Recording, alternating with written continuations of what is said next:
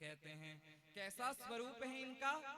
तम द्वष्टवर्षं सुकुमार पाद करोरुबाहुवं सकपोलगात्रं चार्वा यथा क्षौन्नसतुल्यकर्णं शुभ्रुवाननं कम्बुषुजातु कंठम्। तम द्वष्टवर्षं सुकुमार पाद, इनकी उम्र कितनी है? तो कहते तम द्वष्टवर्षं सुकुमार पाद, 2-8, अच्छा 88 वर्ष के हैं क्या? अरे नहीं महाराज, 88 वर्ष के लग रहे हैं आपको। अच्छा 8-8 64, हाँ ये 64 साल के हैं। अरे नहीं नहीं, ये 64 साल के नहीं हैं। तो कहते हैं तम द्वष्टवर्षम, ये 2-8 कितना होता है? 8-8 16, ये 16 वर्ष के हैं। तो पहले ही बता दिए होते, तम 16 वर्षम कह दिए होते। तो कहते हैं महाराज अरे 16 साल के तो होते होते मन में विकार आने लगते हैं, परंतु शुकदेव जी महाराज तो निर्विकार हैं, 8-8 साल के बच्चे के समान हैं, इसलिए कहते हैं त्वम द्वष्टवर्षम। हाँ ये 16 साल के हैं। कैसे हैं? सुकुमार पाद, ये अवधूत भगवान के बड़े कोमल चरणारविंद हैं। और एक अवधूत भगवान कौन है? हमारे शशांक शेखर भगवान श्री शिवजी महाराज जब कैलाश पर कथा सुनाने के लिए बैठते हैं तो वो भी, उनके चरण भी बड़े सुकुमार हैं, उनकी शोभा बड़ी अद्भुत होती है जब कैलाश पर कथा सुनाने के लिए बैठते हैं। कैसे लगते हैं? जटा मुकुट सुर सरित सिर लोचन नलिन विशाल नीलकंठ लावण्य निधि सोहबाल विधुभाल। जटा मुकुट सुर सरित सिर, और कैसे लग रहे हैं? बैठे सोह कामरे कैसे, बैठे सोह कामरे कैसे, हरे शरीर शांत रस जैसे, हरे शरीर शांत रस जैसे, बैठे सोह कामरे कैसे, बैठे सोह कामरे कैसे, हरे शरीर शांत रस जैसे, हरे शरीर शांत रस जैसे। कैलाश पर्वत पर वट वृक्ष के नीचे मानो शांत रस ही मूर्तिमान होकर के बैठा हुआ है कथा सुनाने के लिए। भगवान शंकर का स्वरूप है। गोस्वामी तुलसीदास जी ने कितना सुंदर उदाहरण दिया। कथा तो शांत रस में ही होनी चाहिए, क्योंकि रसों का राजा है कौन? शांत रस। अब शांत रस में भगवान की कथा होगी तभी तो कथा का आनंद आएगा। तो श्री शिव जी महाराज शांत रस माने शांत रस ही स्वरूप धारण करके बैठा हुआ है। करुण रस भी है, लेकिन करुण रस तो शहंशाह की तरह आता है कथा में। जैसे किसी राजा महाराजा की सवारी निकले, वैसे कभी कभार करुण रस कथा में प्रवेश करता है। अब राजा को देखा ऐसे यूं ही थोड़ी ना गली गूचे में फिरता रहता है, वो तो बड़े शान शौकत से आता है। इसी प्रकार से शांत रस तो सभी रसों का मालिक है, परंतु करुण रस सभी रसों का शहंशाह है, बादशाह है। हाँ, करुण रस आना चाहिए कथा में। तो कैसे लग रहे हैं श्री शुकदेव जी महाराज? तो कहते हैं त्वम दष्टवर्षं सुकुमार पाद करोरुबाहुवं सकपोल गात्रम। बड़ी बड़ी लंबी लंबी भुजाएं हैं, चार्वा यथा क्षुण्णस तुल्य कर्णम। इतना ही नहीं, श्री शुकदेव जी महाराज की जो पसली की हड्डी है ना, वो बड़ी भरी हुई है, उनका सौष्ठव देखने लायक है। छाती आगे है, पेट पीछे है, अद्भुत सौष्ठव है भगवान श्री सुखदेव जी महाराज का। ऐसा नहीं कि पेट को आगे कर दिया और छाती को पीछे फेंक दिया। सांस ले तो ऐसा लग रहा है कि काशी से प्रयाग जा रहे हैं। ऐसा नहीं, अद्भुत स्वरूप है, सौष्ठव देखने लायक है। कहते हैं निगूढ़ जत्रुम पृथतुंग वक्षस मावर्त्यनाभिं बलिवल्गुदरंच दिगंबरं वक्त्र विकीर्ण केशं प्रलंब बाहुं स्मरणोत्तमाभं। निगूढ़ जत्रुम पृथतुंग वक्षस, उत्तुंग वक्षस्थल है, छाती चौड़ी है। और मावर्त्यनाभिं बलिवल्गुदरंच, पेट में त्रिबली 3 रेखाएं हैं और नाभि बड़ी गंभीर है भगवान की। बलिवल्गुदरंच प्रलंब बाहु, आजानुबाहु हैं, घुटने तक उनके हस्तारविंद लटक रहे हैं। और क्या स्वरूप है? श्यामं सदा पीच वयुंग लक्ष्म्या, श्याम श्री अंग है। कहते हैं कि जैसे आराधक आराध्य के गुण आराधक में आते हैं, तो ठाकुर जी की कथा कहने वाले हैं ना ये श्री सुखदेव जी महाराज, तो ठाकुर जी का ही स्वरूप है इनका, इसलिए श्याम श्री अंग है।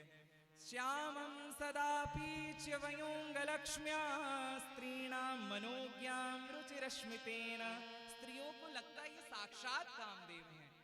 जब हंसते हैं तो ऐसा उनको बड़े मनोहर लगते हैं। रुचिरश्मितेन प्रत्युस्थितास्ते मुनयः स्वासनेभ्यः। जिस समय आए हैं तो सभी लोग अपने आसन से उठकर खड़े हो गए। क्यों?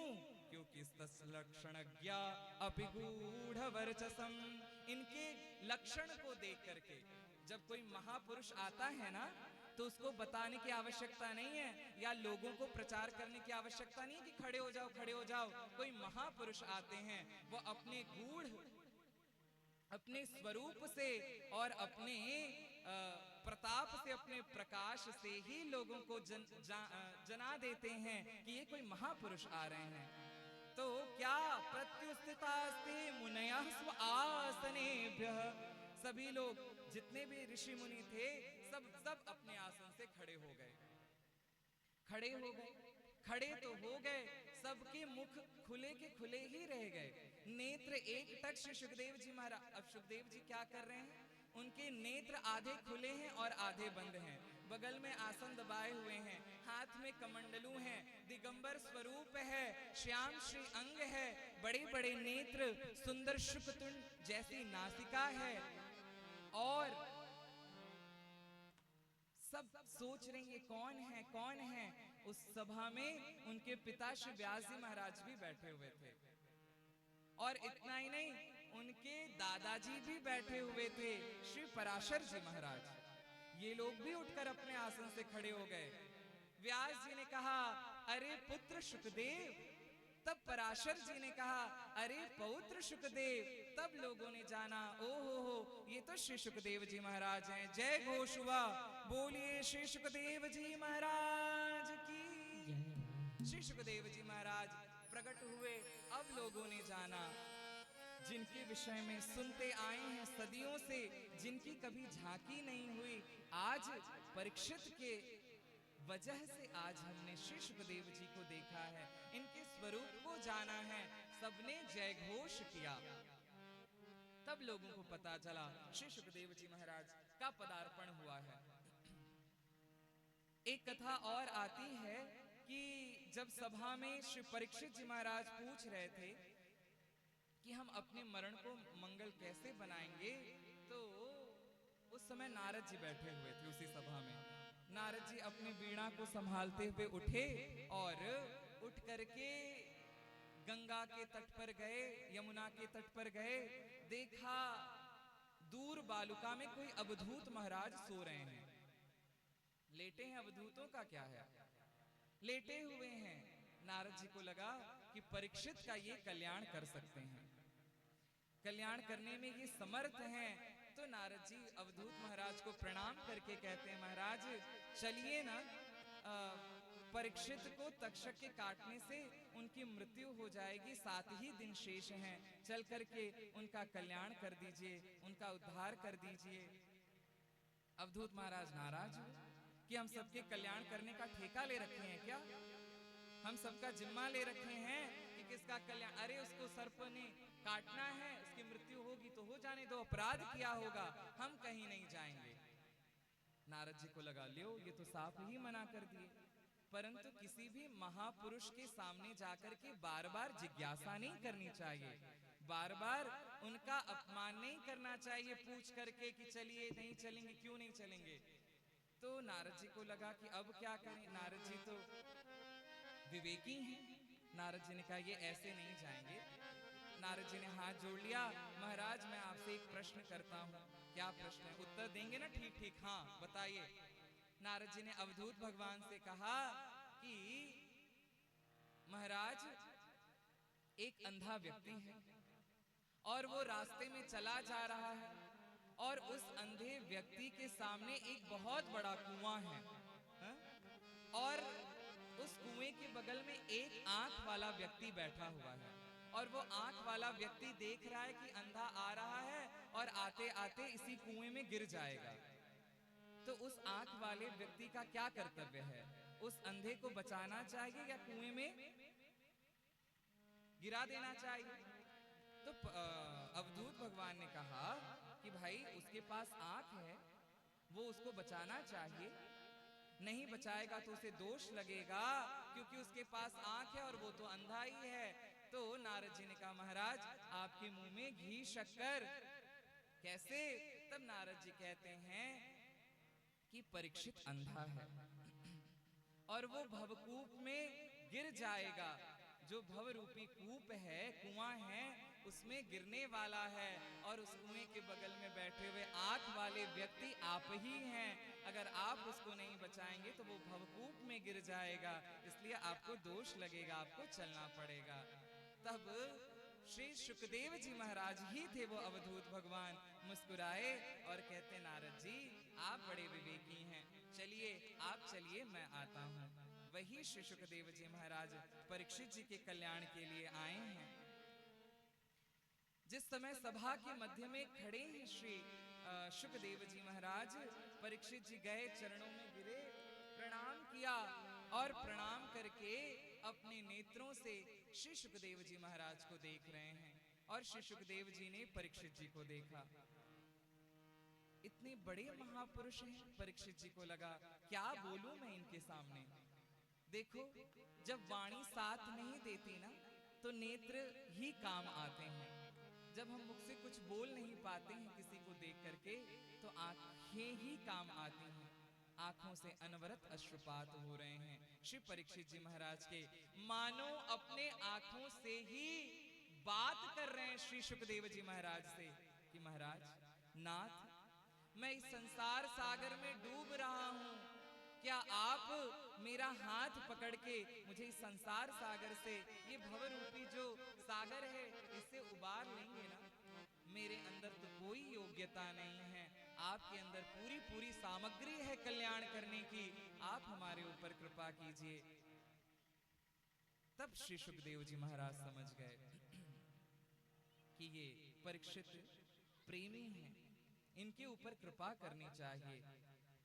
नैनों की भाषा पढ़ लिए श्री शुकदेव जी महाराज और अपने बगल में जो आसन दबाए रखे हुए थे उसे निकाला, शिलाखंड पर बिछाया, कमंडलू रखा और पद्मासन लगा करके बैठ गए और परीक्षित जी को देखने लगे।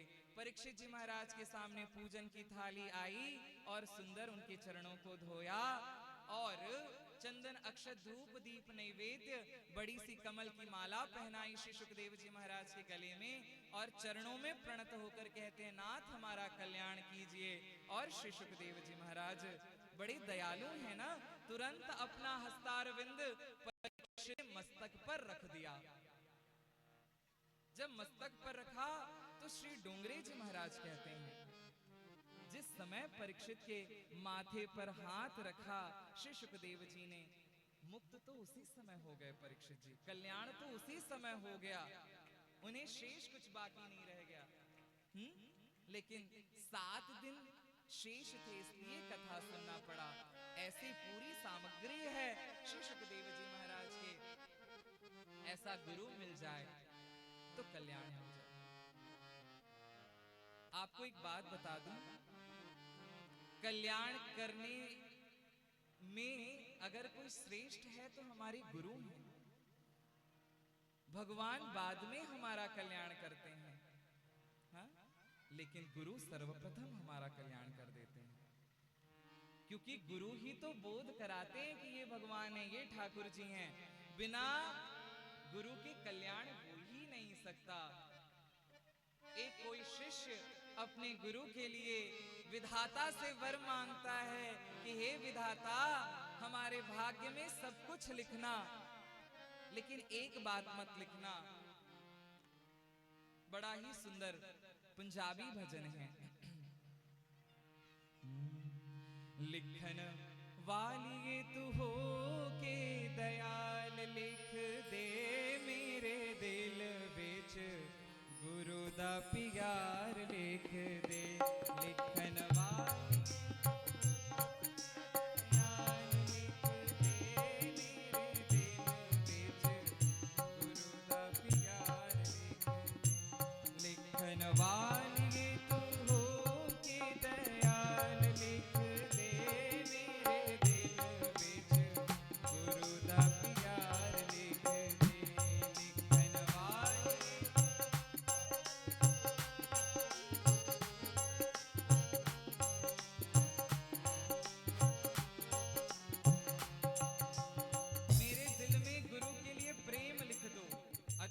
और क्या? तो कहता है कि माथा ऊपर लिख दे हाथ गुरु दा, माथा ऊपर लिख दे हाथ गुरु दा, माथा ऊपर लिख दे हाथ गुरु दा, माथा ऊपर लिख दे हाथ गुरु दा। आँखा विच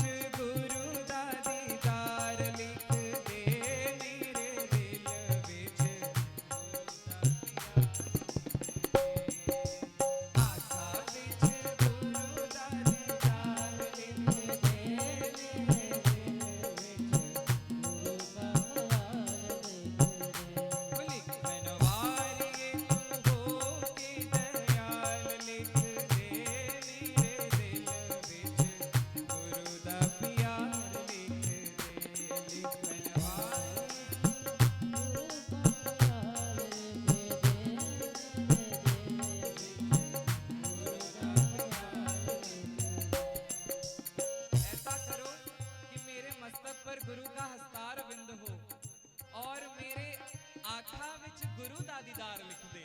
मैं अपने आंखों से अपने गुरु का ही दीदार करूं, यानी अपने गुरु को ही देखूं। इतना ही नहीं, हाथा विच लिख दे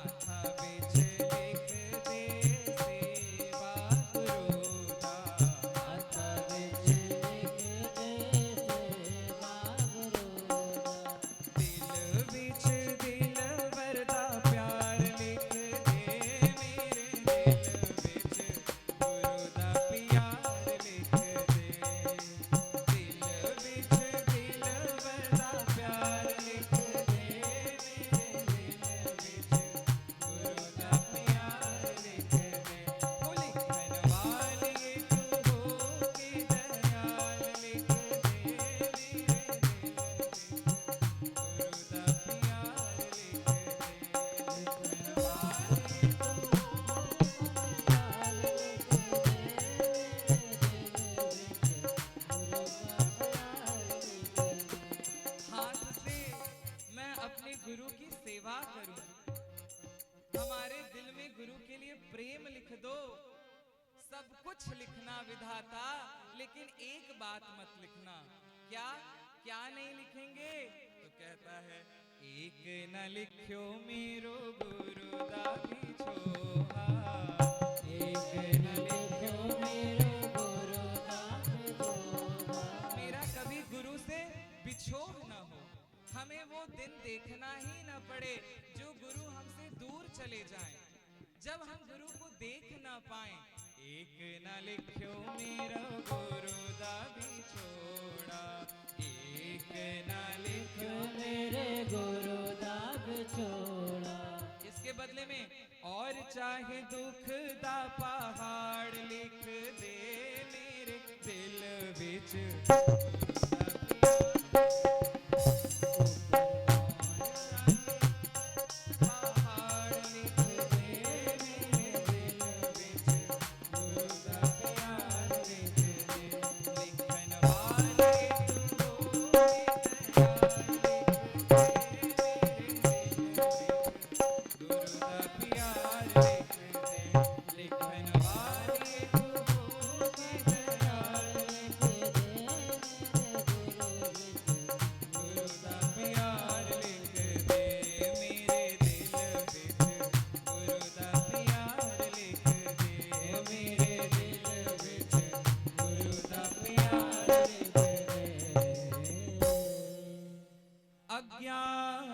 अज्ञानतिमिरान्धस्य ज्ञानाञ्जनशलाकया चक्षुरुन्मिलितं येन तस्मै श्रीगुरुवे नमः। गुरुर्ब्रह्मा गुरुर्विष्णु गुरुर्देवो महेश्वरः, गुरुर्साक्षात् परब्रह्म तस्मै श्रीगुरुवे नमः। ऐसे श्री सद्गुरुदेव भगवान के श्री चरणों में हम आप सभी कोटिशः प्रणाम करते हैं। ऐसे जो श्री सुखदेव जी महाराज हैं, आप सभी अपने अपने गुरु को प्रणाम करें। हम अपने गुरुदेव भगवान के श्री चरणारविंद में प्रणाम करते हैं। श्री परीक्षित जी ने पूजा की अपने गुरु की, श्री सुखदेव जी की। पूजन के बाद हाथ जोड़कर पूछ लिया, महाराज मैं मरणासन्न हूं, मेरे ऊपर कृपा कीजिए, मुझे क्या करना चाहिए? 7 दिन शेष हैं, आप अगर कृपा करेंगे तो मैं अपने मरण को मंगल बना लूंगा। श्री सुखदेव जी महाराज बहुत प्रसन्न हुए, आनंद हुआ श्री सुखदेव जी महाराज का को, क्योंकि श्री परीक्षित जी का प्रश्न ही ऐसा है कि मरणासन्न व्यक्ति को क्या करना चाहिए। एक बात और ध्यान देने योग्य है, कदाचित वक्ता प्रसन्न हो जाए तो श्रोता की समस्या का समाधान हो जाता है। जो उसकी समस्या होती है वो समाधान हो जाती है। सुखदेव जी महाराज प्रसन्न हैं, इसलिए प्रसन्न चित्त होकर के उन्होंने बोलना प्रारंभ किया। श्री शुक उवाच वरीयानीशते प्रश्नः कृतो लोकहितो नृप। वरीयानीशते प्रश्नः, राजा आपने बड़ा श्रेष्ठ प्रश्न किया है। वरीयानीशते प्रश्नः, आपका प्रश्न जो है वो सर्वश्रेष्ठ है। कैसे सर्वश्रेष्ठ है? श्री सुखदेव जी का वक्तव्य कहां से प्रारंभ हुआ? ध्यान दीजिएगा, वकार से, वरीयानीश वकार से प्रारंभ हुआ श्री सुखदेव जी का वक्तव्य। वकार है क्या? तो कहते हैं वम अमृत बीज है, अमृत बीज है वकार। वम अमृत बीज से श्री सुखदेव जी महाराज का वक्तव्य प्रारंभ हुआ। तो श्री सुखदेव जी के हृदय में अमृत भरा हुआ है और उन्होंने वकार वम अमृत बीज बोल करके अमृत प्रकट किया और व्याप्त कर दिया चारों दिशाओं में, इसलिए वरीयानीशते प्रश्न। जैसे किसी बोतल में, शीशी में इत्र भरा हो और उसका ढक्कन खोल दिया जाए तो उसकी जैसी सुगंधी होगी वो चारों दिशाओं में व्याप्त हो जाएगी। तो श्री सुखदेव जी महाराज के हृदय में अमृत है और अमृत वम अमृत वकार अमृत बीज बोल करके अपना वक्तव्य प्रारंभ किया। एक संत ने कहा कि परीक्षित तो मरणासन्न है और मरणासन्न व्यक्ति को तो अमृत अविलंब पिलाना चाहिए, यानी जल्दी अमृत पिलाना चाहिए। तो श्री सुखदेव जी को लगा कि परीक्षित मरणासन्न है, इसलिए सबसे पहले वम वकार अमृत बीज बोलकर ही इसका कल्याण कर दो। वरीयानीशते प्रश्नः कृतो लोकहितो नृप। हे नृप, हे राजन, आपका प्रश्न बड़ा ही श्रेष्ठ है, बड़ा उत्तम है। एक बात और ध्यान देने योग्य है, ये केवल परीक्षित जी का ही प्रश्न नहीं है कि मरणासन्न व्यक्ति को क्या करना चाहिए। ये हमारा और आप सभी लोगों का प्रश्न है कि हम लोगों को क्या करना चाहिए।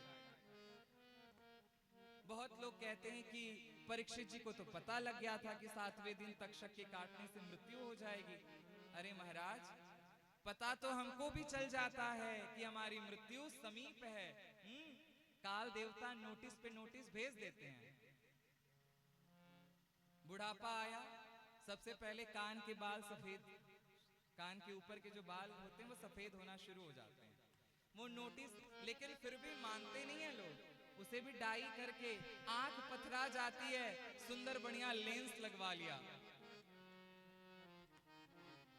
अरे परीक्षित को 7 दिन के अंदर हमें भी जाना है और आपको भी जाना है। बस फर्क इतना ही है, कोई मंगल को जाएगा, कोई बुधवार को जाएगा, कोई बृहस्पतिवार को जाएगा, कोई शुक्रवार शनिवार को जाएगा। इसी 7 दिन के भीतर ही जाएंगे ना, कि 8वां दिन कोई आएगा? नहीं, पैर हमारा काम करना बंद कर देता है, हाँ, आंख से दिखाई नहीं देता। श्री आदि शंकराचार्य जी महाराज कहते हैं, अंगम गलितम पलितम मुंडम दशन विहीनम जातम तुंडम वृद्धो याति गृहीत्वा दंडम, वृद्धो याति गृहीत्वा दंडम, तदपि न मुंचति आशा पिंडम, भज गोविंदम भज गोविंदम।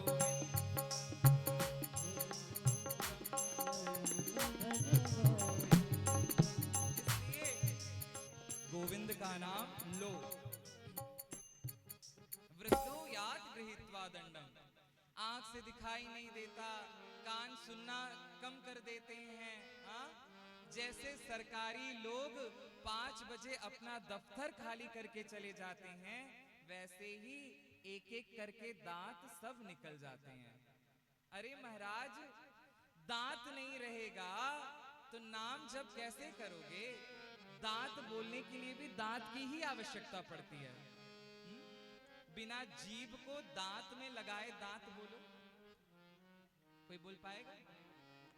थोड़ा ट्राई कीजिए तो। ठीक है, यहाँ अगर थोड़ी शर्म आती होगी तो घर में जरूर ट्राई कीजिएगा। दांत बोलने के लिए भी दांत की आवश्यकता होती है, तो फिर भगवान का नाम क्या लेंगे? उस समय नाम जब याद आएगा। एक सभी लोग कहते हैं बुढ़ापे में भजन करेंगे, बुढ़ापे में भजन होगा क्या? नहीं हो सकता। एक 70 साल की बुढ़िया माई थी, वो जंगल में जाती, गायों का गोबर इकट्ठा करती, टोकरे में भरती, उपले बनाती और उसे विक्रय करके उससे अपना भरण पोषण करती थी।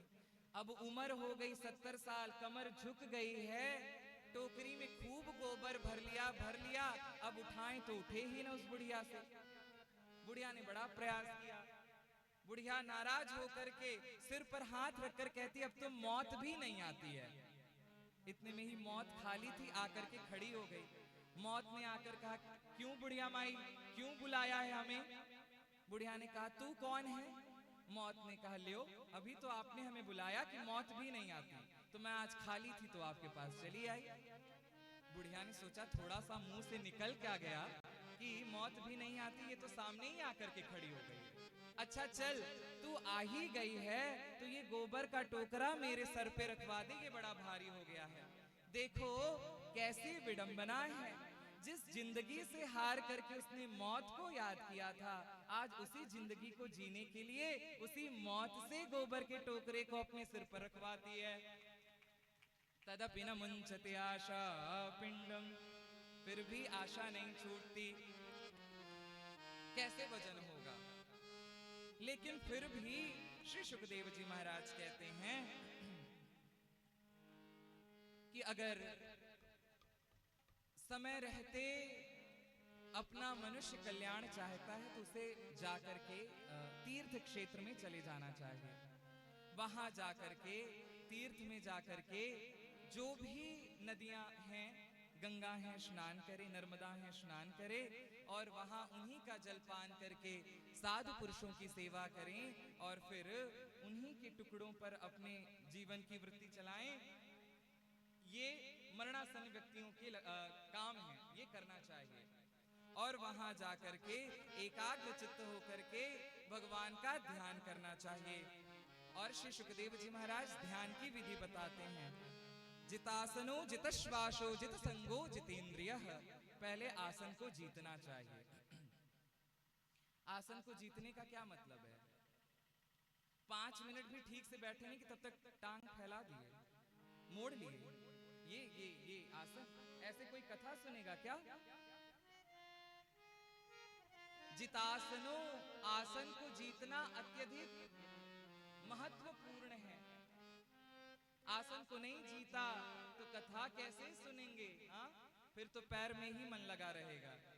अब इधर उधर पैर घुमा रहे हैं, अब कथा में कहा हमारे थोड़ा दुख रहा है, इधर कर लें उधर कर लें। इसीलिए सबसे पहले जितासनो, फिर जितश्वासो। पहले आसन को जीतो और आसन की शुद्धि करो, उसे जीत करके एक मुद्रा में बैठो, कथा श्रवण किया, जप किया, ठाकुर की सेवा ही करनी है। एक मुद्रा में बैठ करके सेवा करनी चाहिए। जितासनो जितश्वासो, आसन को जीत लिया, शुद्ध कर लिया, तो फिर जितश्वासो, अपने श्वास को जीतो। कैसे? प्राणायाम के द्वारा। हम 5 मिनट 10 मिनट प्राणायाम करेंगे, 15 मिनट आधे घंटे प्राणायाम करेंगे। प्राणायाम करते करते अपने श्वास को जीतेंगे, और जब श्वास को जीत लेंगे तो जित संगो जितेंद्रियः, अपने इंद्रियों को भी जीत लेंगे। प्राणायाम के द्वारा ही इंद्रियों का निग्रह होता है, हम उसको जीत सकते हैं। अब जब में बैठे हैं, अब मन चला गया कहीं किचन में, जो माताएं अगर जब कर रही हैं तो रसोई में मन चला गया। पुरुष भाई अगर जब कर रहे हैं तो उनका चला गया खेती बाड़ी में, अरे कहीं ढोर नहीं पड़ गए होंगे खेत में, क्या हो रहा होगा खेत में। ऐसा नहीं, अगर प्राणायाम करेंगे तो हमारा मन हमारे इंद्रियों को वश में, उस समय कहीं ध्यान जा ही नहीं सकता, हमारा मन कहीं जा ही नहीं सकता। इसलिए जित संगो जितेंद्रियः, हम अपने इंद्रियों को जीत लेंगे प्राणायाम के द्वारा। और जब अपने इंद्रियों को जीतेंगे तो हमारा मन एकाग्र हो जाएगा। हमारा जब मन एकाग्र हो जाएगा तो चाहे कथा सुनना हो, चाहे ठाकुर जी की सेवा हो, चाहे जप करना है, चाहे प्राणायाम ध्यान कुछ भी करना है, मन एकाग्र है तो सब ध्यान कर सकते हैं। मन के नाश की जरूरत नहीं है, मन के निग्रह की आवश्यकता है। मन को दुश्मन बनाने की आवश्यकता नहीं। अरे ये मन कोसते रहते ना, ये मन कहाँ लेके जाता है? अरे उसी मन को अगर लेके गया तो खींच के तुरंत ठाकुर जी के पास ले आओ कि यहाँ हम ले आए अपने मन को।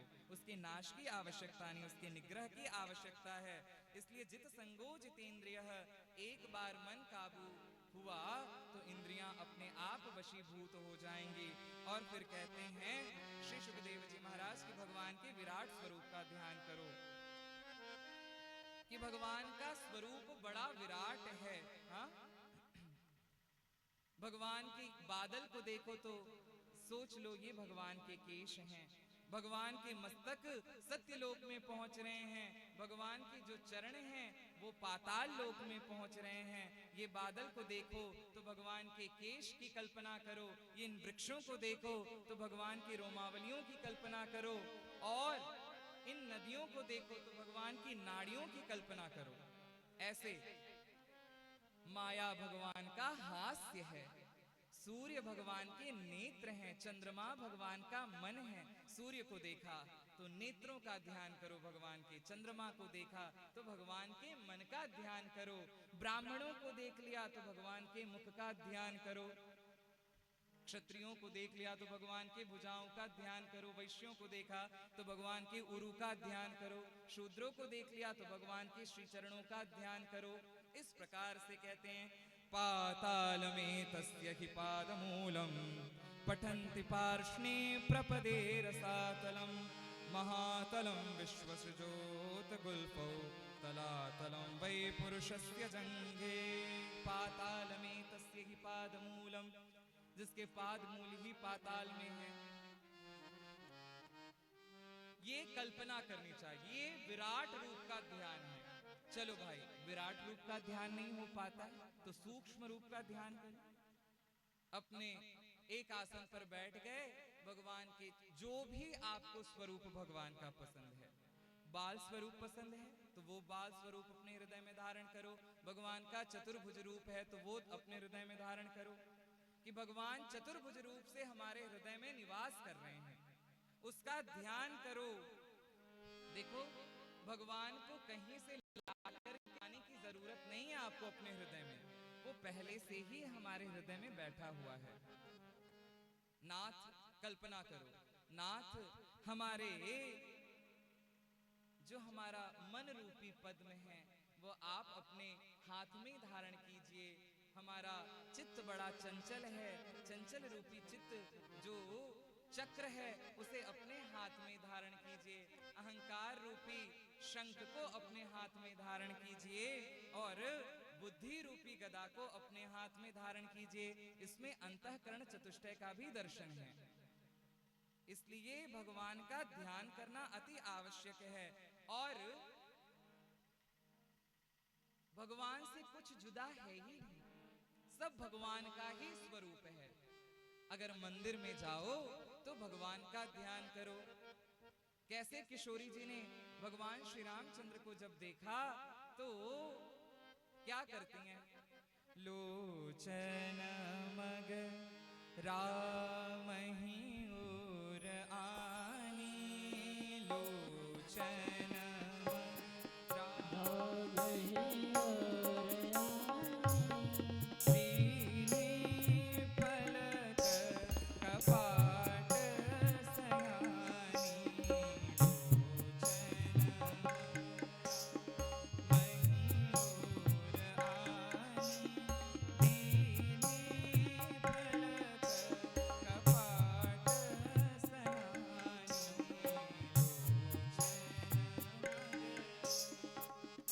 किशोरी जी ने क्या किया?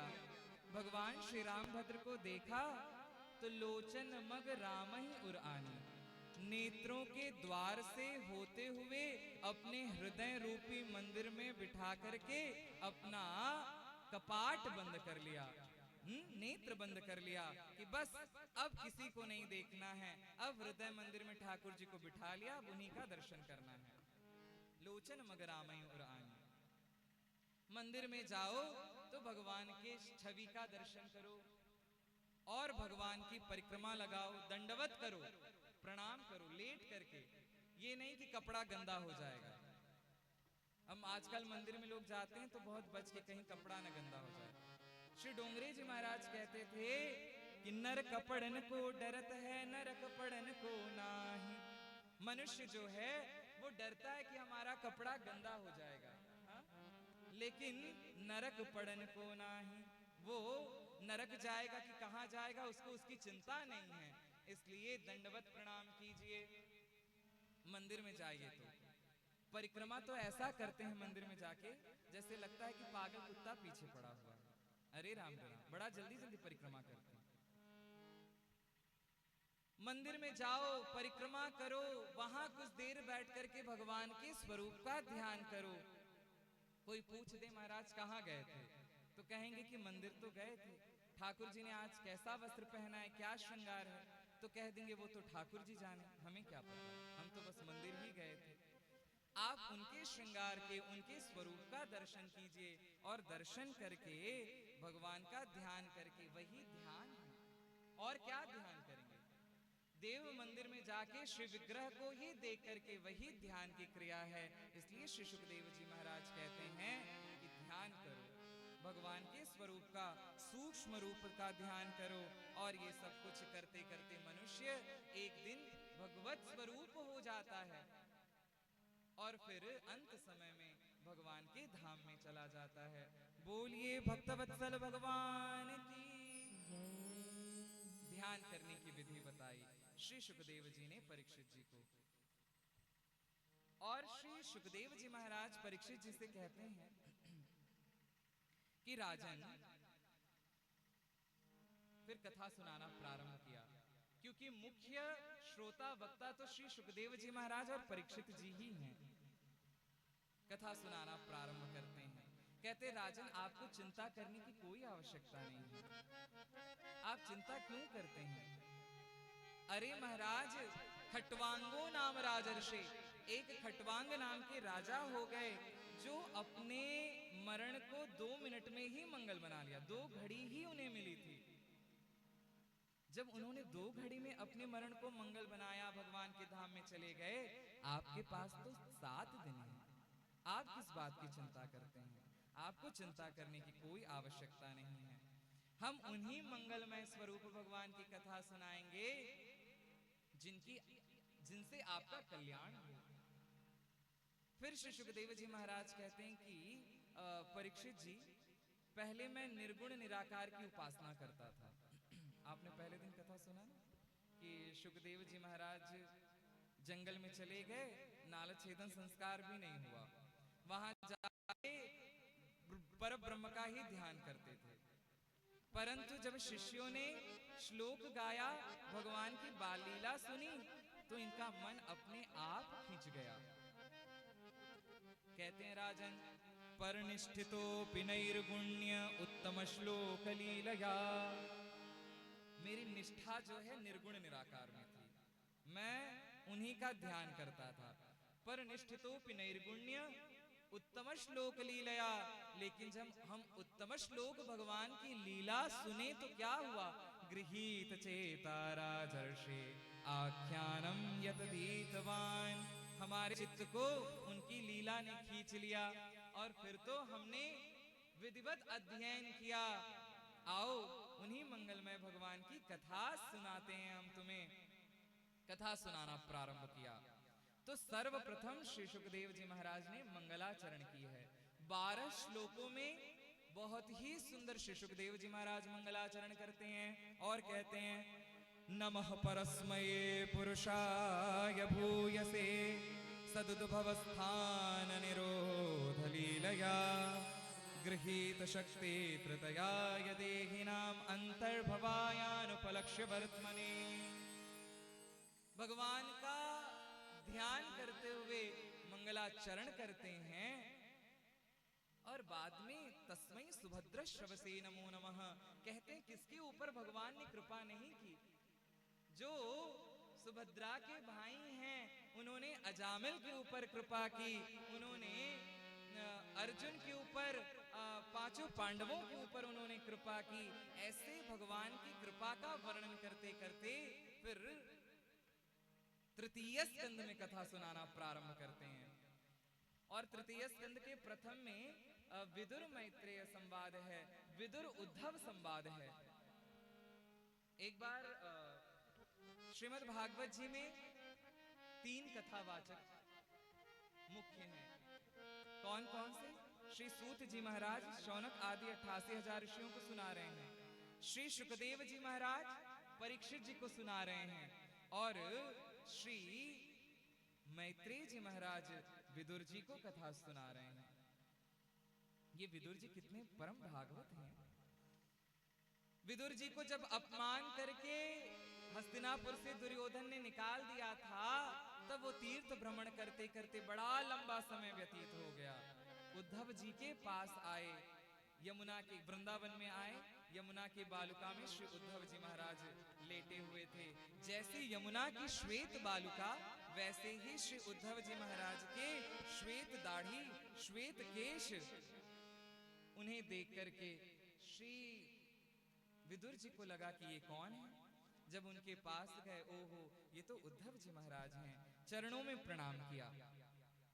उद्धव जी ने भी स्वागत सत्कार किया और फिर विदुर जी ने भगवान का कुशल समाचार पूछा। परंतु उद्धव जी ने भगवान के जन्म से लेकर के स्वधाम गमन तक की कथा सुनाई। किसको? विदुर जी महाराज को। और श्री उद्धव जी ने भगवान के सहज सौंदर्य का वर्णन किया। कहते हैं, यन्मर्त्यलीलोपैकं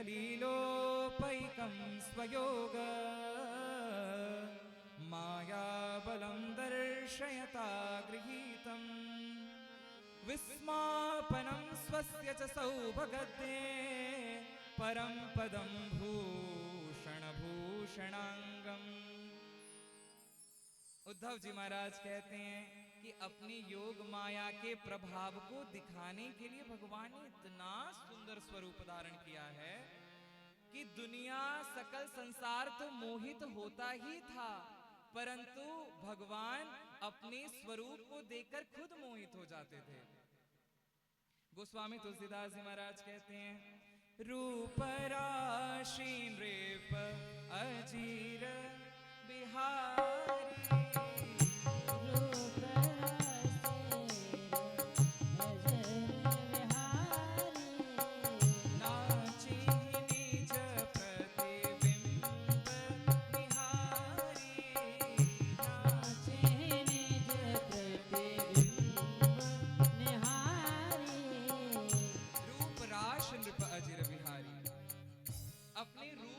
करके भगवान मोहित हो जाते हैं। इतना सुंदर कौन हो सकता है? और इनके स्वरूप को देखकर तो गोपांगनाएं भी मोहित होती थी। कभी कभी छोटे से नंदनंदन वृंदावन के किसी गोपांगनाओं के घर में जाकर के माखन चुरा लें। जब गोपांगनाएं उन्हें डांटने के लिए आती, जब भगवान उसे देख लेते तो गोपी तो मंत्रमुग्ध हो जाती, पकड़ना चाहती है परंतु मंत्रमुग्ध होकर के छोड़ देती है। वो कुछ कहना ही पकड़ना ही भूल जाती है। और कदाचित भगवान वंशी बजाते तो समस्त ब्रजवासी भगवान के पीछे पीछे, बड़ी मधुर ध्वनि है। बजाए गयोरी बजाए गयोरी मोरे आंगन बसुरिया, बजाए गयोरी मोरे आंगन बसुरिया, बजाए गयोरी मोरे आंगन बसुरिया, बजाए गयोरी मोरे आंगन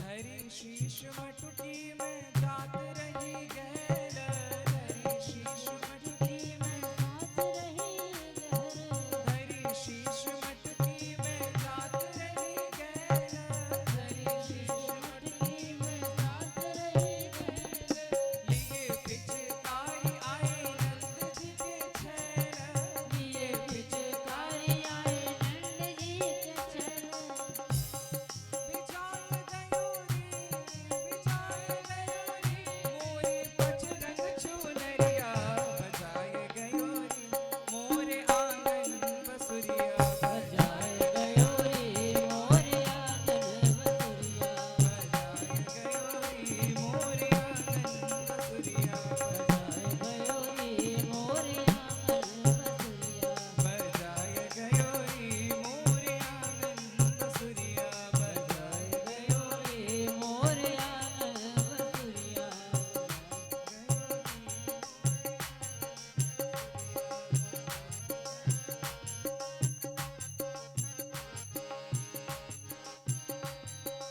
कैसे है विस्मापनं स्वस्य सौभगते परम पदम भूषण भूषणांगम।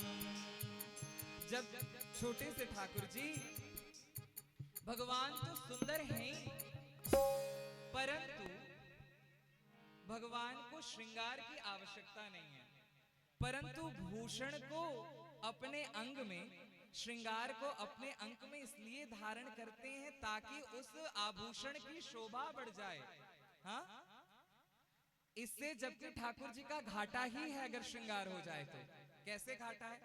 तो कहते हैं अगर ठाकुर जी कंगन पहन लें तो हाथ की कलाई की उतनी दूर की शोभा छुप जाती है ठाकुर जी की। अगर बाजूबंद धारण करें तो बाह की उतनी शोभा छुप जाती है। नूपुर धारण करें तो ठाकुर जी के पांव की उतनी शोभा छुप जाती है। कदाचित मस्तक पर किरीट धारण करें तो मस्तक की उतनी दूर की शोभा छुप जाती है। तो भगवान का घाटा है, परंतु आभूषण बेचारे करे क्या? आभूषणों ने ठाकुर जी से कहा अपने अंग में धारण करके हमारी शोभा बढ़ाइए। तो ठाकुर जी आभूषणों को अपने अंग में धारण करते हैं, यानी आभूषणों की शोभा बढ़ाते हैं।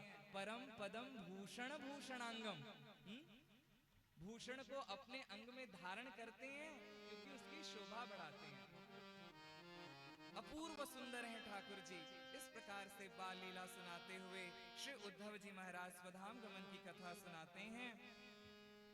विदुर जी ने कहा कि महाराज अंत समय में भगवान ने जाते समय क्या कहा आपसे, हमें बताइए। तो उद्धव जी ने कहा कि हमें भागवत तत्व का ज्ञान दिया है। विदुर जी ने कहा कृपा हो तो मैं भी सुन लूं। तो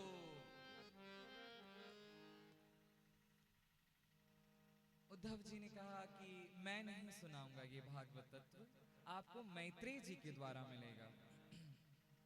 क्योंकि अंत समय में जाते समय भगवान ने, मैत्रेय जी वहां थे और भगवान ने मैत्रेय जी से कहा था कि ये भागवत तत्व, ये ज्ञान आप विदुर जी को दे दीजिएगा। तो आपको ये कथा मैत्रेय जी ही सुनाएंगे। अब जाइए आप। उद्धव जी से विदा लिए। समय बड़ा कम है, कथा बड़ी लंबी है। पहले ही दिन वाराह अवतार हो जाना चाहिए था, अभी वाराह ही अवतार नहीं हुआ अभी तो लेकिन कोई बात नहीं।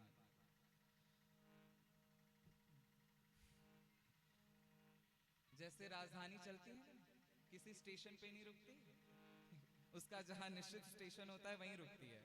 हा? वैसे ही हम भी कथा को आगे बढ़ाएंगे।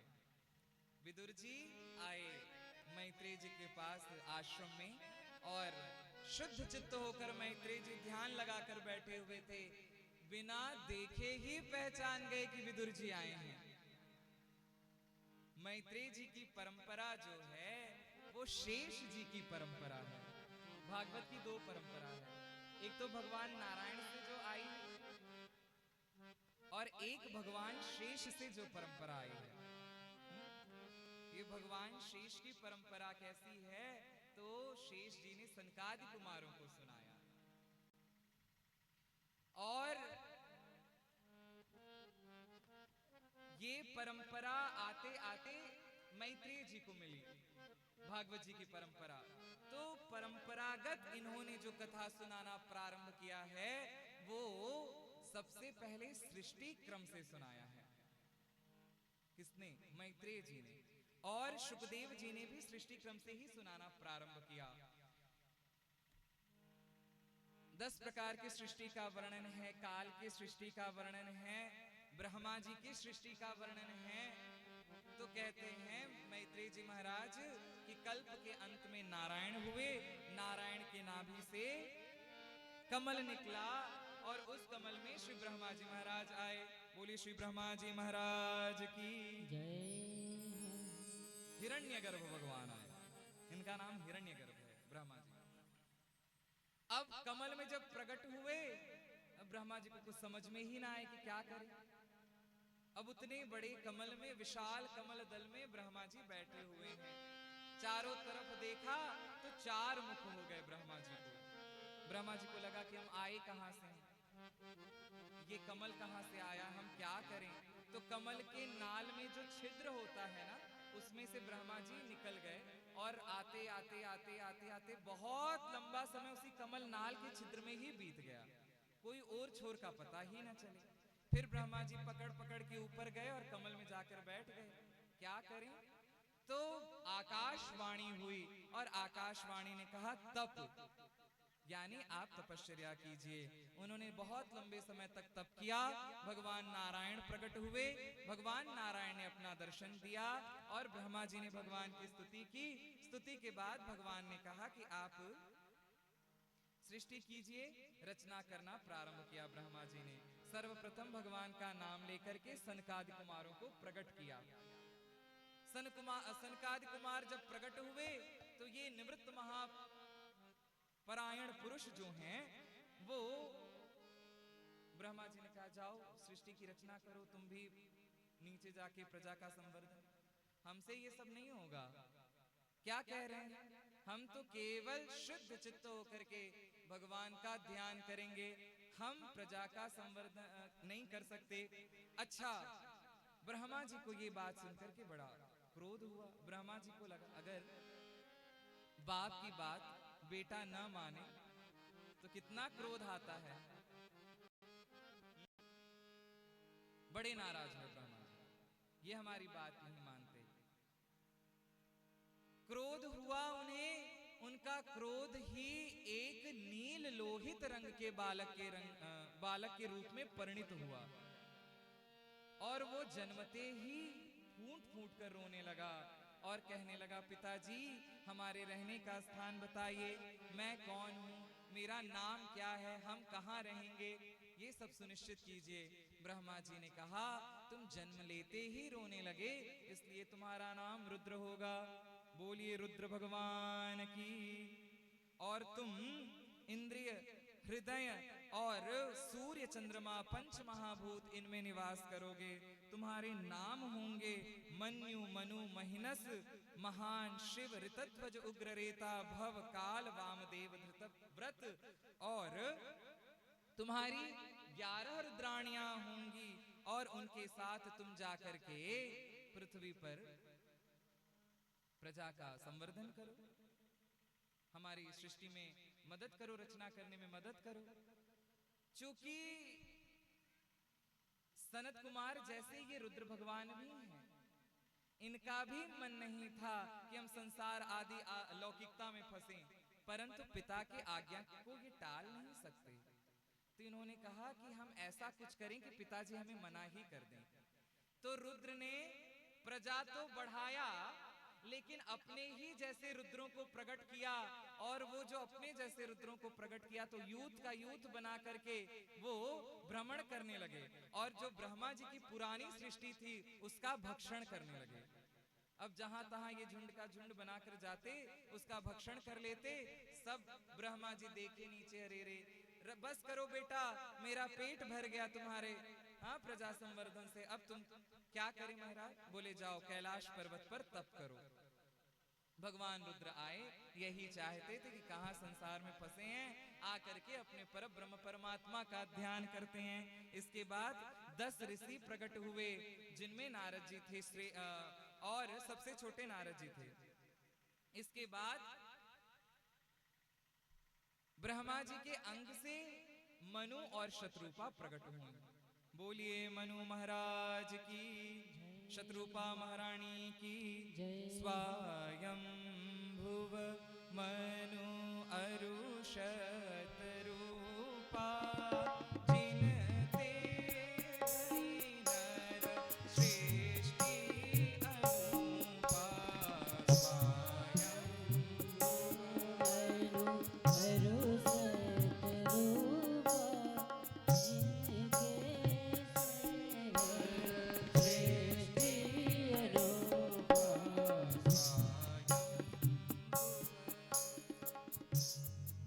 प्रकट हुए, आज्ञा कीजिए पिताजी क्या करना है?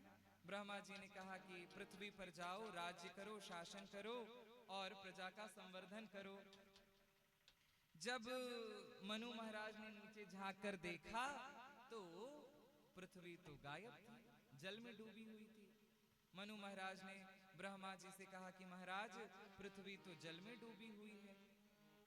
तब ब्रह्मा जी को लगा कि ओहो, जब मैं लोक रचना में लगा हुआ था तो हिरण्याक्ष नाम का एक राक्षस आया था, जो पृथ्वी को उठा करके चुरा करके समुद्र में छुपा दिया, और समुद्र में होने के कारण पृथ्वी रसातल को चली गई है।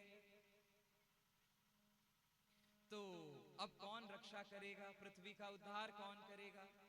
ब्रह्मा जी ये सोच ही रहे थे कि इतने में ही उनके ब्रह्मा जी को एक छींक आई। जब ब्रह्मा जी को छींक आई तो ब्रह्मा जी के नासा विवर से एक वाराह शिशु निकला, छोटा सा सुअर का बच्चा निकला।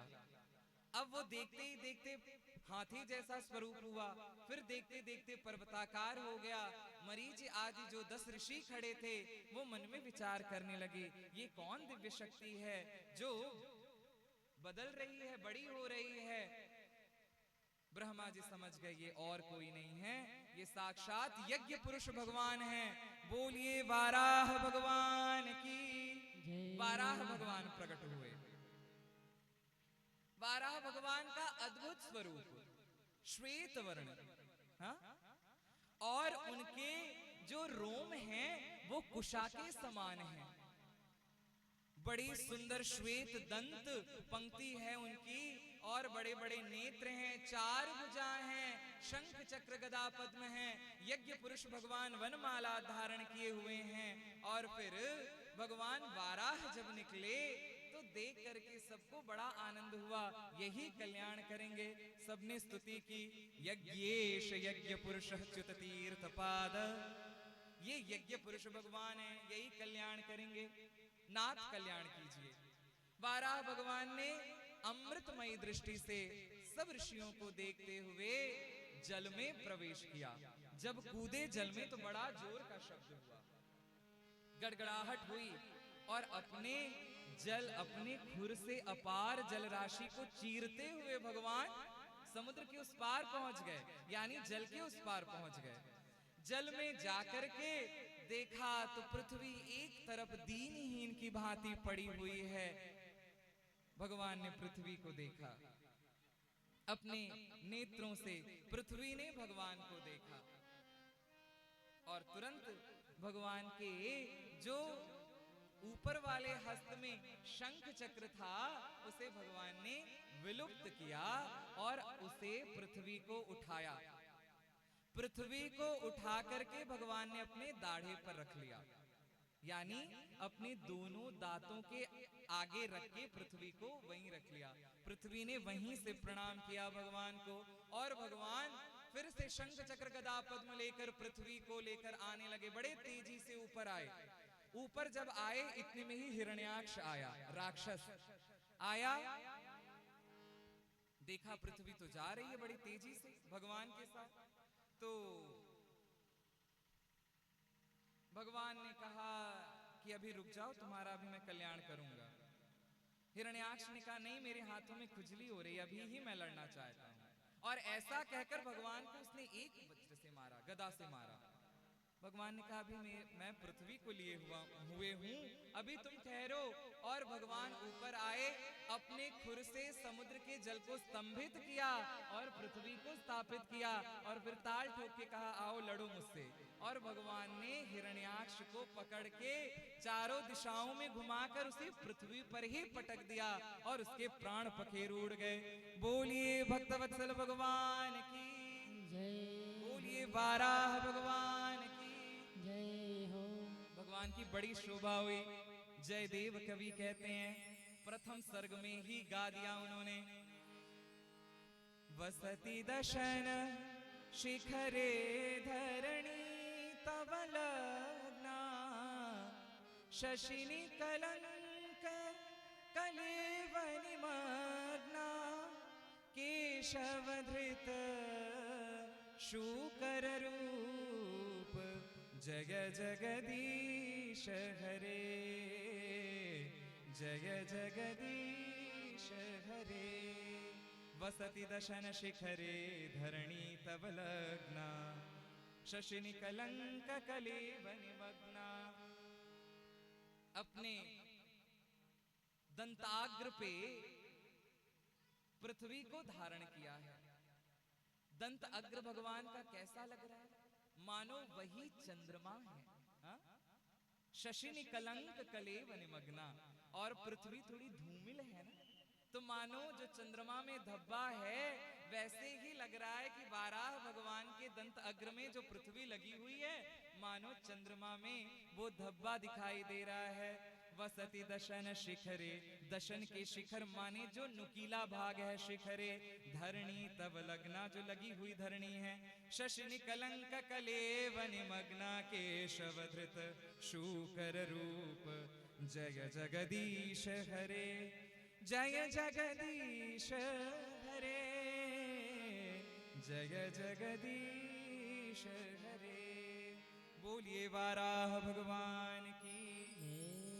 वाराह भगवान ने पृथ्वी का कल्याण किया, और भगवान का विवाह भी पृथ्वी से हुआ है। भूदेवी, श्रीदेवी और भूदेवी। आप बालाजी जाएंगे तो भगवान के वक्षस्थल पर एक तरफ भगवती लक्ष्मी विराजमान है और दूसरे तरफ भगवती पृथ्वी यानी श्री भूदेवी विराजमान है। इस प्रकार से पृथ्वी का कल्याण किया भगवान ने।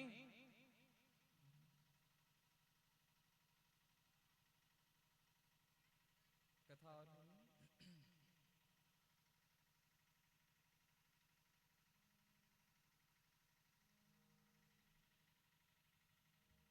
श्रीमद् भागवत के तृतीय स्कंध में 2 प्रकरण हैं। आप लोगों को जल्दी तो नहीं कहीं जाने की? आपको जल्दी जाना है उस पार? कोई बात नहीं, चले जाएंगे। हाँ? भागवत जी की कथा ऐसी है कि वे बेड़ा पार करती है, वो इसी पार जाने कौन सा? कोई बात नहीं, 10-15 मिनट और। ये लाइट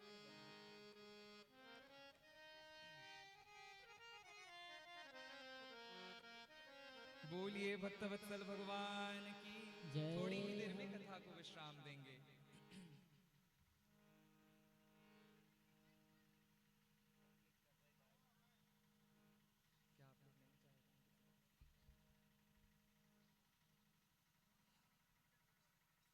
श्रीमद् भागवत के तृतीय स्कंद में 2 प्रकरण हैं, क्योंकि अब कल भगवान का जन्म होना है। आप इतना भी नहीं, अब क्या ही समय देंगे आप? आते लेट से हैं, जाने को जल्दी होती है, ये कोई बात है? कथा सुनने में अच्छा नहीं लगता है?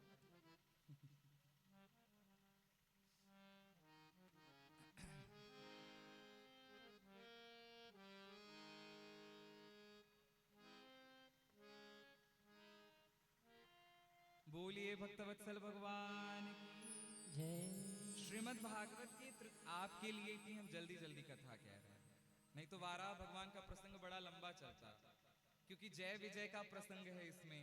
हाँ, और हिरण्याक्ष का वध सबसे पहले क्यों हुआ? क्योंकि हिरण्यकश्यपु बड़ा था, हिरण्याक्ष छोटा था। इसकी कथा भी बड़ी सुंदर है, परंतु आपके लिए हम कथा को बढ़ा रहे हैं, क्योंकि कपिल नारायण भगवान का भी तो अवतार होना है। हम ये चाहते हैं कि ये दामोदर मास चल रहा है, श्रीमद् भागवत जी की कथा हो रही है, तो ज्यादा से ज्यादा भगवान के अवतारों की कथा हो जाए। तो अभी वाराह अवतार की कथा हुई, अभी कपिलावतार बाकी है भगवान का। तो संक्षेप में ही भगवान कपिल आएंगे। अभी श्रीमद् भागवत के तृतीय स्कंद में 2 प्रकरण हैं, एक पूर्व मीमांसा और उत्तर मीमांसा। पूर्व मीमांसा में क्या है? वाराह अवतार, और उत्तर मीमांसा में कपिल नारायण का चरित्र है। आह, बड़ा अद्भुत चरित्र है इनका।